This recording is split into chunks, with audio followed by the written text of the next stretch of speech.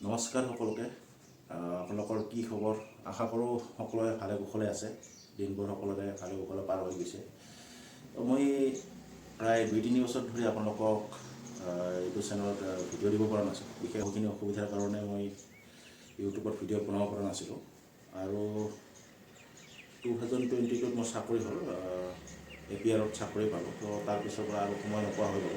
সময় যদি বিলাব পাৰোঁ আপোনালোকলৈ প্ৰায় দিনৰ এটা হ'লেও ভিডিঅ' আপোনালোকলৈ আগবঢ়াবলৈ চেষ্টা কৰিম। আপোনালোকে কমেণ্ট কৰি জনাবচোন, আপোনালোকে এতিয়া প্ৰেক্টিছ কৰি আছে নে চাকৰি পালে, আছাম পুলিচত পালে নে বেলেগ ডিপাৰ্টমেণ্টত পালে, এইটো কমেণ্ট কৰি জনাবচোন। মই 2022ত পালোঁ, যেতিয়া মানে মই এপ্লাই কৰিছিলোঁ প্ৰায় সেইটো মানে ফাৰ্ষ্ট বেষ্ট আমাৰ যিটো আছাম পুলিচৰ 50,000 পষ্ট দিছিলে। চ' তেতিয়াই চাকৰিটো পাই গ'লোঁ। ময়ো প্ৰেক্টিছ কৰি আছোঁ, বহুত প্ৰেক্টিছ কৰি আছোঁ। চ' তেনেকৈ চাকৰিটো পাই গ'লোঁ, APRত পালোঁ। APRত পাই কিনে তাৰপিছত কাম কৰি আছোঁ। এতিয়া সময় নোপোৱা হ'লোঁ, চব ভিডিঅ' দিব তেনেকৈ সময় নোহোৱা হ'ল। এতিয়া চেষ্টা কৰিম ব্যস্ততাৰ মাজতে 2-এটা ভিডিঅ' আপোনালোকলৈ পাৰিলে আগবঢ়াই থাকিম। আৰু যিখিনি কেণ্ডিডেটে নতুনকৈ প্ৰেক্টিছ কৰি আছে তেওঁলোকে বহুত প্ৰেক্টিছ কৰি থাকক, কাৰণ পষ্ট ওলাই থাকিব, বহুত পষ্ট ওলাই থাকিব। আৰু অহা বছৰে আৰু চাকৰি দিব, আছাম পুলিচত আৰু চাকৰি ওলাব।